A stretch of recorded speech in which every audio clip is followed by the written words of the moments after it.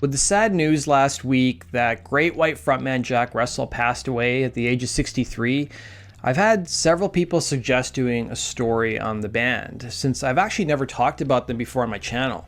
Today, let's talk about the decade that defined the band, the 80s. The story of Great White begins with guitarist Mark Kendall and a high school dropout vocalist Jack Russell. Kendall grew up around LA and West Covina as well as Huntington Beach during the 70s. He'd pick up guitar at the age of 9 and came from a pretty musical family, with his father playing trumpet while his mother was a jazz singer. Kendall was also a good baseball player, but after hurting his arm, he decided that music would be a better path. He'd play local hotspots like the Troubadour, the Whiskey, the Starwood, sometimes even playing upwards of 5 sets a night, consisting mostly of cover tunes. That was about to change though. A friend of the guitarist told him about a party he went to in someone's backyard, and they saw a 16-year-old singer who blew the roof off the place. He was of course talking about frontman Jack Russell, who came from the school of Led Zeppelin, Aerosmith, as well as Alice Cooper. Russell had grown up in the nearby community of Whittier and came from a normal family. He joined the school choir in the 5th grade and started his first band around this time. But having a set of protective parents resulted in Russell challenging authority in his teenage years, and he soon got into alcohol as well as hard drugs, including cocaine. By the age of 16, Russell was playing in a progressive rock band with musicians who were 6 years older than him. Russell admitted he didn't really like the group, but they were getting regular gigs on the Sunset Strip, so he couldn't complain. Soon afterwards, he joined a different band, but got fired for being too much under the influence of drugs. That led to him playing backyard parties, where he did cover songs that led to him meeting guitarist Mark Kendall.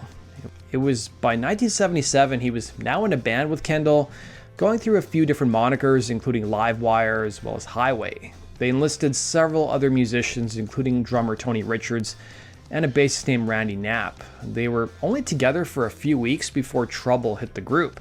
Russell was soon arrested and sentenced to 8 years in prison. It had turned out that the frontman and a friend used to go get their cocaine by finding out where the dealers lived in their city and robbing them. The first time they did this, they had no issues. But then the second time, Russell's friend couldn't go, so he got a different friend to come with him, and they decided to smoke PCP before attempting the robbery. Upon entering the house, Russell's friend split, and the frontman soon got into an argument with a maid who worked in the house and shot her in the shoulder. She ended up surviving, and Russell later claimed he was so high he had no recollection of shooting her. His bandmate during this period, Kendall, was working a job painting road signs when he stopped by his store to buy some cigarettes before work. He glanced over at the newspaper box and saw the headline, "Whittier Jack Russell shoots live-in maid." He recalled, the letters were like 4 inches high, and I'm going, well, it can't be the same Jack Russell. That isn't the guy that's singing with me. It can't be. Well, it turned out it was. Luckily for Russell, he was a minor when the incident happened, and he was soon sent to the California Youth Authority, where they resentenced him. According to Russell, after a clerical error and just a bizarre set of circumstances, he only ended up serving 11 months. During this time, Kendall put together a new band called Dante Fox. They even auditioned Armored Saint vocalist John Bush at one point, and even had one singer named Bush Say, who sounded a lot like Rob Halford of Judas Priest. Once Russell got out of prison, he rejoined Kendall, and they were back on stage within a week. Greg Leon, the guitarist for Dokken and Quiet Riot, remarked about Russell, "The clarity in Jack's voice, it reminded me of Robert Plant, and he never hit a bad note. Whereas Kevin DeBro, sharp, all the time, it would drive you crazy. I didn't care for the rest of the band, but to this day, I believe Jack was probably the best lead vocalist on the scene." Russell, meanwhile, remarked a louder sound. "I was extremely focused after that," referring to his stint in prison. "In fact, I was focused in jail. I would tell people, I'm going to be a rock star, and they'd be like, man, you're in jail. I remember years later getting some fan mail from people I met in there saying, man, you pulled it off." Dante Fox soon started dressing up in a good versus evil theme on stage, with Russell recalling, "It was like this duality of man thing. You know, the bass player was in all black, Mark was in all white, I was dressed in black and white. The whole thing was kind of stupid." The band's lineup, in addition to Kendall and Russell, included bassist Lauren Black and drummer Gary Holland. Thanks to the band's relationship with Dokken, he suggested Alan Niven, who later famously went on to manage Guns N' Roses, check out Dante Fox. Niven, though, wasn't looking to manage the group, but rather sign them to the label he was working for at the time named Greenworld. Greenworld had a hand in distributing Motley Crue's first record, Too Fast for Love, and helped the band nab a deal with Elektra Records. Initially, Niven passed on the band. He just wasn't very impressed with them, recalling abysmal. Mark Kendall was in white, the bassist was in black, the drum kit was half black and white, Jack Russell was half black and white. The songs were not very good. I was unimpressed. But Don Dokken kept pushing him to sign the group, claiming they were good. Niven went and saw them several more times and was still left pretty unimpressed. It wasn't until he saw them a third time and they came out for an encore that they did a cover of I Don't Need No Doctor that he was finally sold on the group.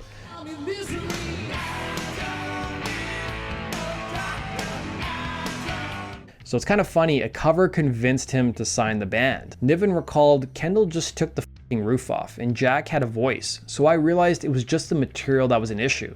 At that moment I said, here is something that definitely has possibility. But there was an issue. The higher-ups at Greenworld had no interest in signing the group, so Niven soon quit his job and told his employer off. Russell soon convinced Niven to take on the role of managing the band, which he did. One of Niven's first suggestions was that the band had to change their name. He hated the moniker Dante Fox. They soon landed on the name Great White. Russell remarked in several interviews that he was a shark freak and even fished, filmed, and dived with them. He also added that he would have likely become a zoologist who studies fish if music hadn't worked out for him. You may think that was the inspiration behind their future name Great White, but it was only half the story. The other half is that Russell used to refer to guitarist Mark Kendall as the Great White, remarking, I used to call him Mark the Great White because I'm a shark fisherman and he's got a really light complexion. So when we'd play a show before he would do a solo, I'd announce Mark Kendall the Great White.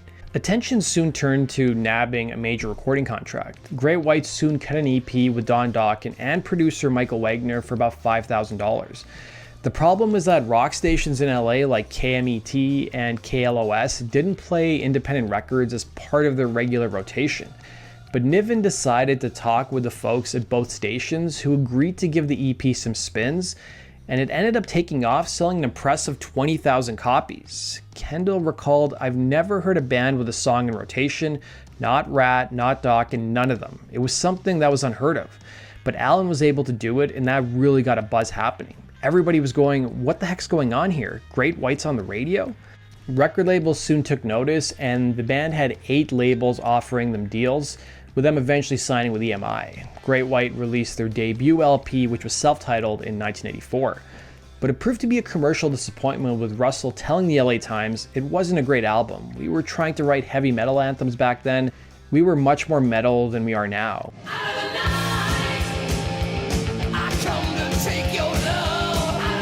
Not helping was that after they returned from touring with Judas Priest, there was a shakeup at their label, leaving them without any allies, and they were soon dropped. Russell also claimed that the band hadn't yet finalized their classic lineup, and that of course was working against them. He singled out the group's drummer Gary Holland, adding, everybody had progressed musically, but the drummer was the weak link in the chain. In search of a new label deal, their manager Niven went back to these 7 other labels who had previously offered the band a deal. With him remarking a louder sound, I was utterly naive. I thought I'd have 7 companies interested in taking a look at the situation. What I actually had were 7 pissed off bridesmaids who said they weren't good enough for us the first time around.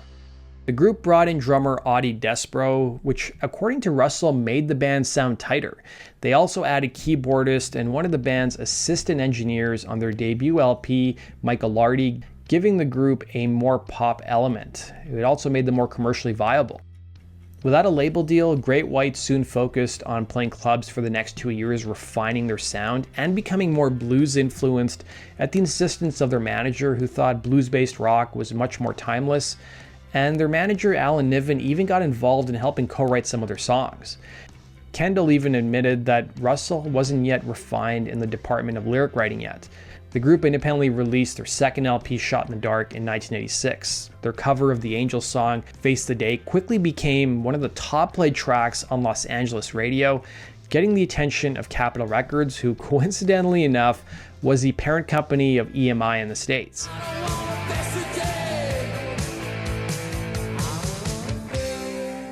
Capitol signed the group and reissued Shot in the Dark, and it was by the end of the decade that record went on to sell about 100,000 copies.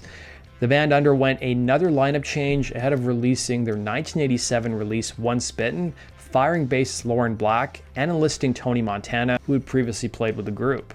Russell told the LA Times, "Some people don't know when to stop partying and start playing." One Spittin' was considered to be more mainstream than the band's past efforts, incorporating more synthesizers and acoustic guitar, but Russell admitted the album was completely rewritten months before its release, admitting, "We were trying to write hit songs. They were good tunes, mind you, but they weren't Great White. They sounded like a heavy metal journey, you know."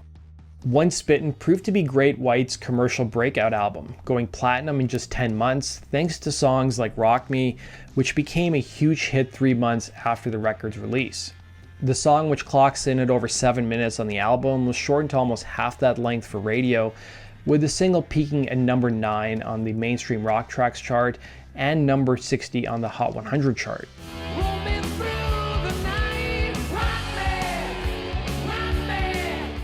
The group's manager Niven remarked in the book I Want My MTV, "In making Great White's video for Rock Me, I wilted to pressure from the label. Look at Tawny Contain on top of the Jaguar. For that moment, that became the ideal of rock videos. Rock Me is a safe, cliche-ridden video." The album produced another single in Save Your Love, which also peaked at number 9 on the mainstream rock tracks chart and 57 on the Hot 100 chart. Model Tracy Martinson appeared in the video, and Sam Kaiser, a guy who worked at MTV during this time, recalled how the label was so desperate for heavy airplay on the network, they went to some pretty extreme lengths. MTV had already put the song into medium rotation, with Kaiser recalling, "Around this time I was in LA for the Super Bowl. When I walked into my room at the Four Seasons Hotel, it was filled from floor to ceiling with inflated condoms. And every one of those condoms was embossed with the Great White logo and the words Save Your Love. This was a big suite, mind you. We're talking thousands of condoms. I respected the balls and the creativity it took to break into my hotel room. A week later, we put the video into heavy rotation."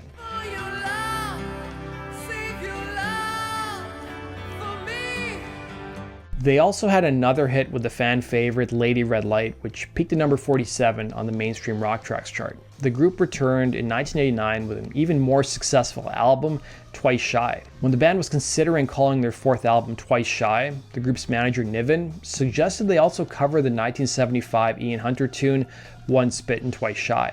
The song takes a harsh view of women and life on the road, something Lardy admits the band didn't really believe, telling the Sioux City Journal, "If you ask anybody who's been involved with us, you know the girls usually walk away with smiles on their faces," adding, "Every once in a while you find someone who says we treat women badly, but anyone who's met us and knows us knows that isn't true. The posturing is simply rock and roll." The album produced several big singles, including their cover of the Ian Hunter song One Spittin' Twice Shy, which gave the group their highest charting single of their career, peaking at number 5 on the Hot 100 chart and number 6 on the mainstream rock tracks chart.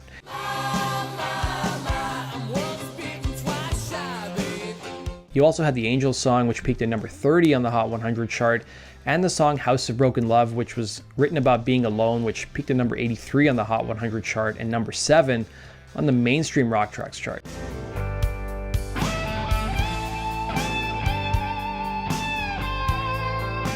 The record for itself ended up peaking at number 9 in America and went double platinum. Great White soon hit the road, opening for Ratt and doing a co-headlining tour with Tesla. A lot of the press around the band in both 1987 and 1989 focused on the group's love of groupies, with even the cover art for their 1987 EP On Your Knees resulting in the band getting some flack in the press. One article even referred to frontman Jack Russell as, and I quote, "a groupie collector." Mick Kleber, who ran the video department at the band's label at Capitol Records, remarked in I Want My MTV, "When the pop metal aesthetic took over and hair bands reigned, Capitol Records spent an insane amount of money on extensions and hair plugs. For Great White alone, but it paid off. One Spittin' Twice Shy was a huge moneymaker for Capitol." Great White kicked off the 90s with another hit album in 1991's Hooked, but it would be their last commercially successful record. But then, as we all know, the 90s brought in a seismic shift in the music scene with the arrival of grunge and alternative rock, and the band in the subsequent decades went through a very turbulent time with lineup changes, lawsuits, as well as tragedy.